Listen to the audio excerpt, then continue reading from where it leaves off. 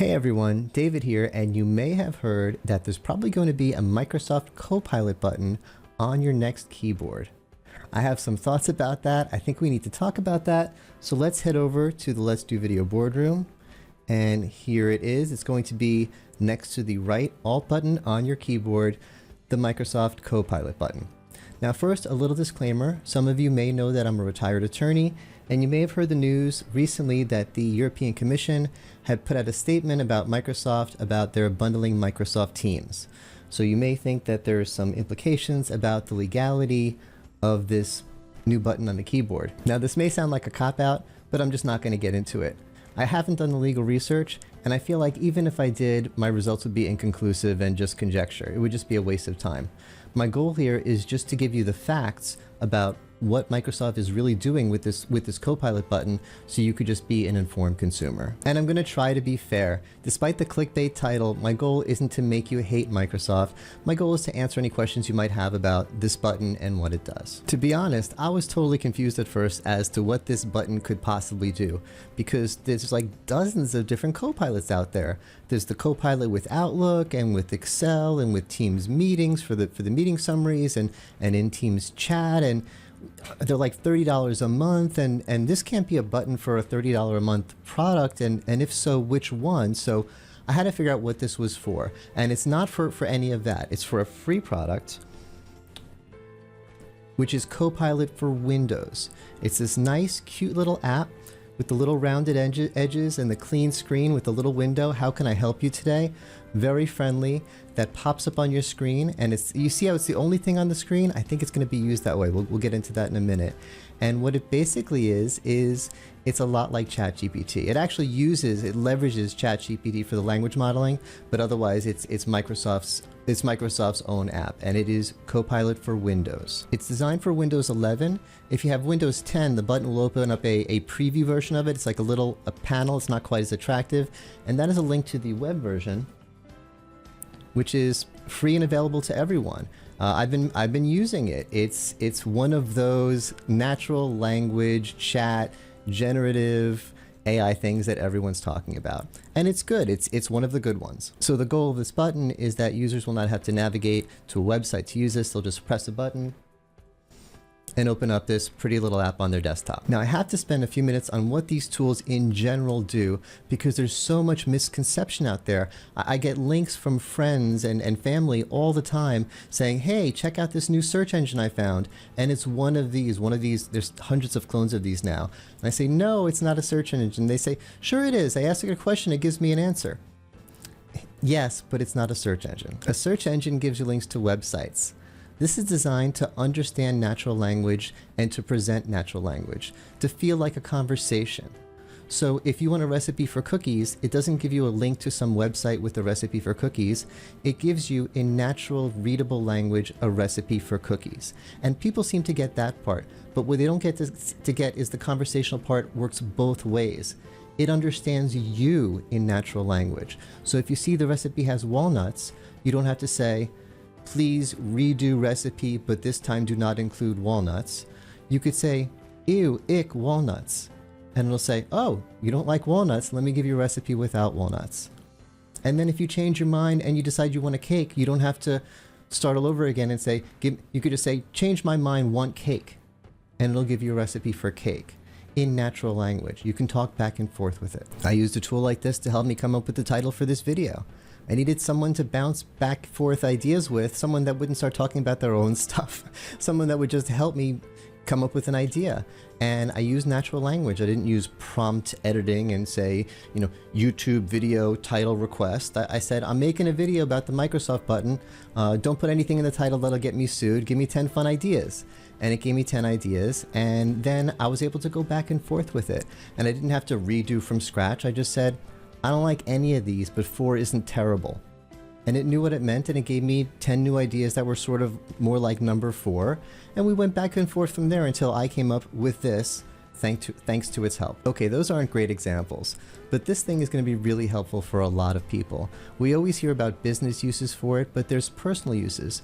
It's really great for planning events. If you have an anniversary party in 6 months, start talking to this thing now. It'll help you make lists of things to remember, and then you could dig in. One of the things is food. Okay, what are we going to do about the food?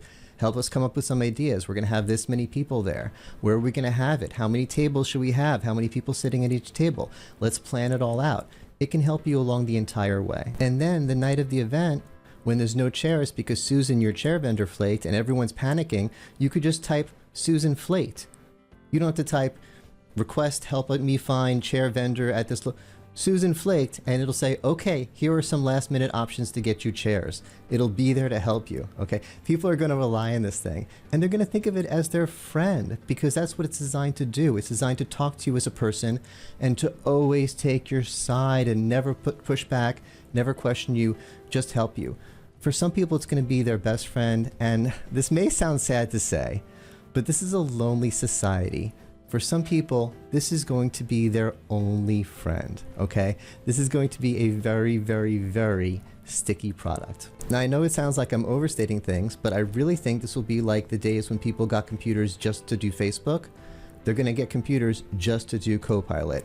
And I'm not the only one who thinks so, because on Microsoft's website, they have this page about Copilot PCs, Copilot plus PCs, about building PCs specifically just for Copilot. So I'm not being crazy here. Microsoft themselves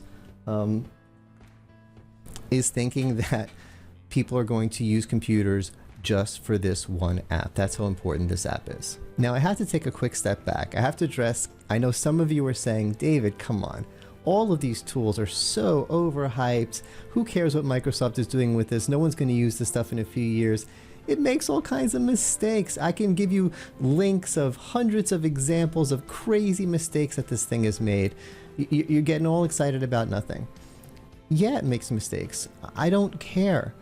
This isn't a search engine. I'm not using it as a source of information. It's more like a personal assistant. And when you have a personal assistant, you have to check their work, because they don't know everything that you know. They're not you. They're doing the best they can with what they know. And to have a personal assistant with this level of accuracy, and that's as smart as this thing is, that's available 24/7, is worth $100,000 a year. What would you have to pay to have a personal assistant like this?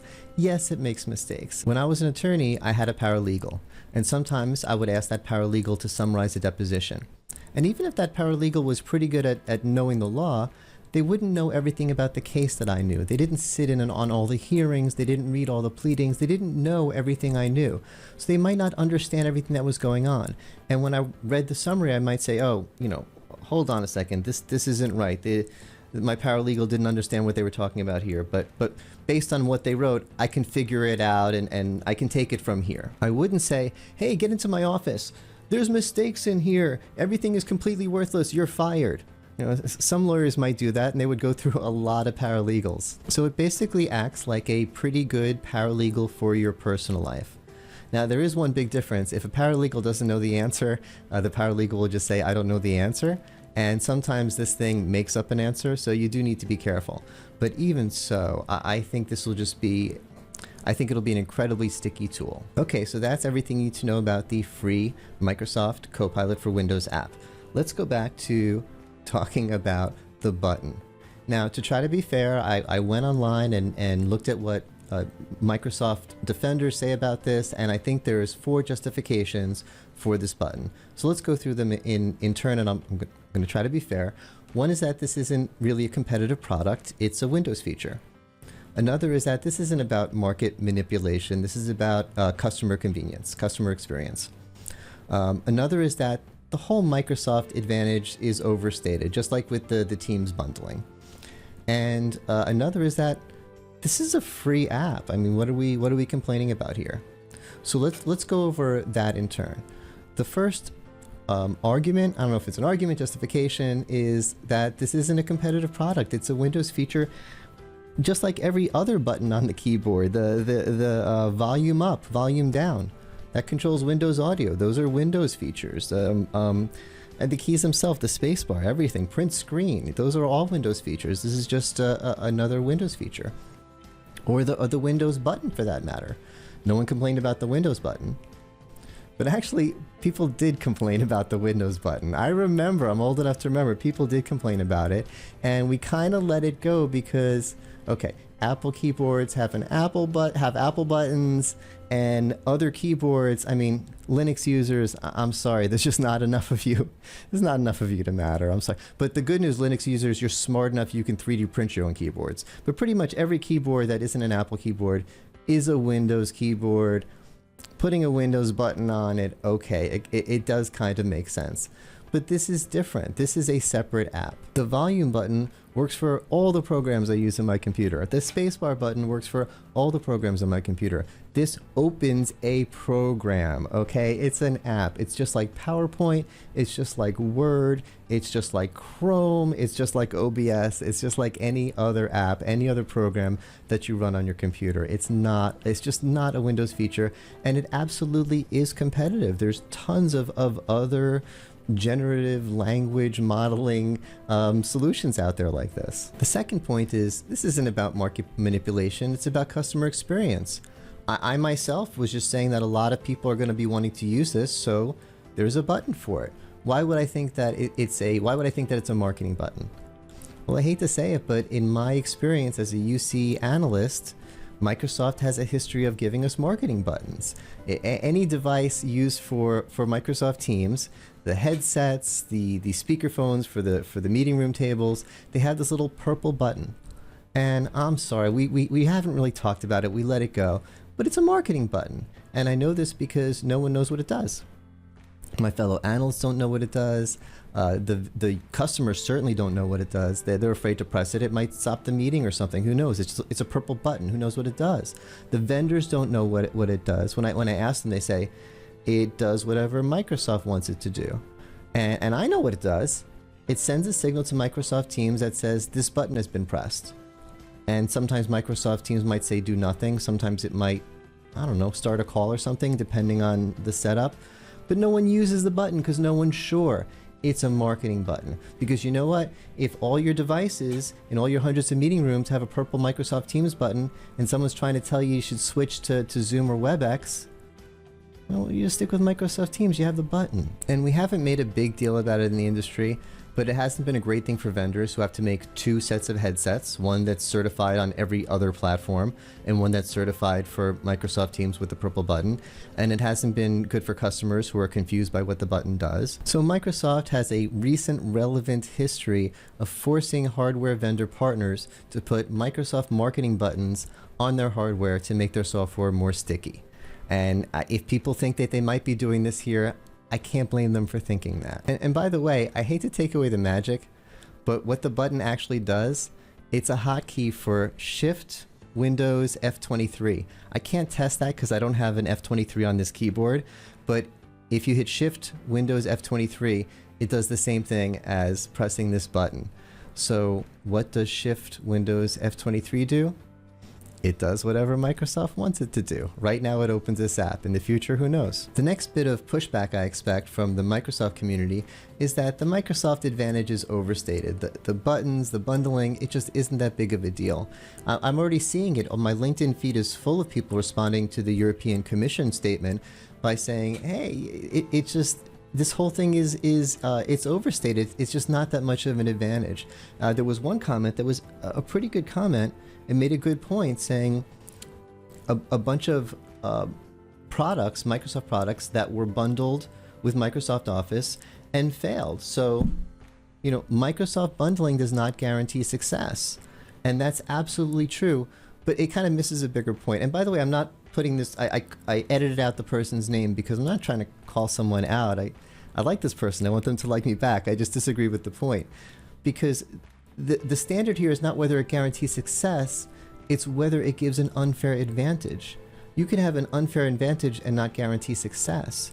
If I enter a marathon tomorrow and I get a 2-hour head start, that's an unfair advantage. Now, I'm still going to come in last place, okay? I'm not just going to lose, I will come in last place. So I'm not going to sit there at the finish line and say, I came in last place, so a 2-hour head start in a race, that doesn't guarantee success. It's no big deal. No, an unfair advantage is an unfair advantage. Microsoft Accounting didn't fail because it didn't have an advantage. It failed despite having an advantage because people really, really like Quicken. You can fail and still have an advantage, and it's still unfair to have that advantage even if you fail. So the final bit of pushback, this is a free app. Who cares if there's a button to a free app? How is it competitive if it's a free app? They're not selling it. They're not making any money out of it. So, okay, they're not selling it, but you get used to using Copilot, the personal Copilot at home, and then at the office when you're deciding for your AI for business apps, you're going to want to use the $30 a month Copilot for business apps. But that's a little bit of stretch to complain about this. I mean, they can't have a button for their free app because they also happen to sell a business app. As long as this is free, it shouldn't be a problem. But then I noticed something when I was playing with the online version, and I saw this button that says, try Copilot Pro. And so I looked into it, and Copilot Pro, $20 a month. What is this Copilot Pro? What do we get for this? Get answers faster, unlock Copilot in your favorite apps, design better. It sounds like an improved version of Copilot. Wait a minute. Copilot free version, Copilot Pro. These aren't two separate products. These are different versions of the same product. What do we call it when a product has a free version and a premium version? Something free, premium. Oh, they're calling it Pro. They're not calling it premium. This is the premium version. Look at the features. Priority access. That sounds premium. More boosts, whatever that is per day. That sounds premium. And integration with some of my business apps. That sure sounds premium. This is a freemium offering. It is not a free offering. Okay. There is a keyboard button that is going to be on all your keyboards that goes to a freemium Microsoft product that they sell for $20 per user per month. So let's do some quick math on that. There's about 1.5 billion Windows 10, Windows 11 users, and we're all getting moved to Windows 11 pretty quickly. And we sell about 300 million new PCs a year, and most of them need keyboards. Keyboards also have a 4-year life cycle, so hundreds of million replacement keyboards are sold every year. So within a year or 2 or 3, there's going to be 1 billion or more keyboards out there with this button on them. Let's say it's 1 billion, and let's say they have a 5% conversion rate. Only 5% of those billion Copilot Windows users go for Copilot Pro. That's $1 billion a month.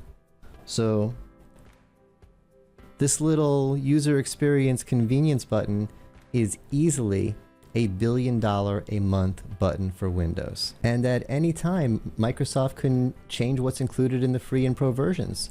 They can limit it any way they want. Remember we were talking about that scenario where we're planning that party for 6 months and then one of our vendors backs out at the last minute? So you go to your best friend, your buddy, your Copilot, and you type, "Help me, Susan flaked." And what if Copilot says, "Oh, that sounds like a problem that the Pro version could help with. $20, please." What are you going to do? You're going to become a Pro customer very quickly. Now, this next thing, I wasn't even sure where to put this in the video, but we have to talk about it. So this is a Windows 11 app. What happens if you press it and you're on Windows 10? Well, I looked at the manual of a new HP keyboard, which has this button, to see what it said. And it said that if you're on Windows 10 and you press it, it opens Bing. Bing. It said that there's a Bing button on the keyboard. If you're a Windows 10 user, we're all going to have Bing buttons on our keyboards? Now, I thought that can't be right because, we were talking before about how Copilot for Windows may or may not be a competitive product.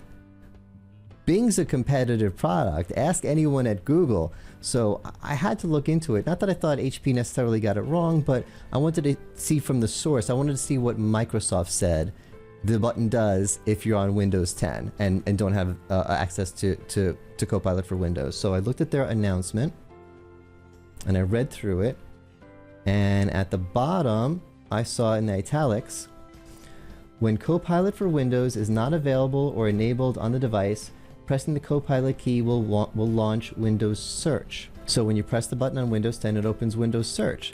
Oh, okay, Windows Search. So it's kind of like I was saying before, the volume button. That's a Windows feature, right? And then I remembered, Windows Search is powered by Bing. Okay, so it's not as bad as I thought. I thought a Bing button, I thought it's going to open up the Edge browser directed to the Bing website, which if I was Google Chrome, I think I'd be more upset about that. But still, it's opening up Windows Search, which is powered by Bing. Technically, if you're on Windows 10, maybe a little bit of a stretch, but I'm sorry, technically, this is a Bing button. We have a Bing button on our keyboards. Now, some of you may be wondering what Zoom thinks about all this. Some of you actually might be looking at my YouTube channel and see that I do a lot of videos with Zoom and may be thinking that this is a sponsored hit piece. No, this Zoom isn't behind this at all. They didn't review this. This was my idea. It's not sponsored. However, I did ask them for their comments when I told them I'm making this video, and they sent this response. And it was very interesting. The first two sentences were kind of what I expected. The third sentence is not what I expected at all. The first sentence, oh, Zoom supports all efforts for fairness and goodness and people being nice. Yeah, okay, I expected that. The second sentence, we appreciate the European Commission for its work in ensuring fairness and doing all the right stuff. I expected that. But the third sentence, I'm like, okay, this is where they're going to go after Microsoft, right? They're in a competitive war with Microsoft. They're going to say, this shows what awful people Microsoft are and how wonderful Zoom is, and you shouldn't trust them and they're terrible and blah, blah, blah. No, look at it. We value our relationship with Microsoft and we'll continue to work with them to ensure all our customers are happy and wonderful. Why are they being so nice to Microsoft here? Why didn't they take the dunk? Are they taking the high ground? That might be part of it. But part of it is there's a new era at Zoom. They realized, and you might say, well, it's because of all this stuff, but whatever the cause is, there's no longer a Zoom or Microsoft discussion. It's just not a discussion that makes a lot of sense. It's a Zoom and Microsoft discussion. And if you're having a Zoom and Microsoft discussion, you can't be trashing Microsoft all the time. So Zoom isn't just playing nice here. They're doing what they have to do. Zoom has to be complementary to Microsoft. It has to respect Microsoft and Microsoft customers, and it has to work with them, regardless of everything that's going on here. I also noticed that they're not touching the button. All right, their comment is about the statement, nothing at all about the button here. So, some final thoughts. 300 million new PCs a year, most of them with keyboards, hundreds of millions of replacements.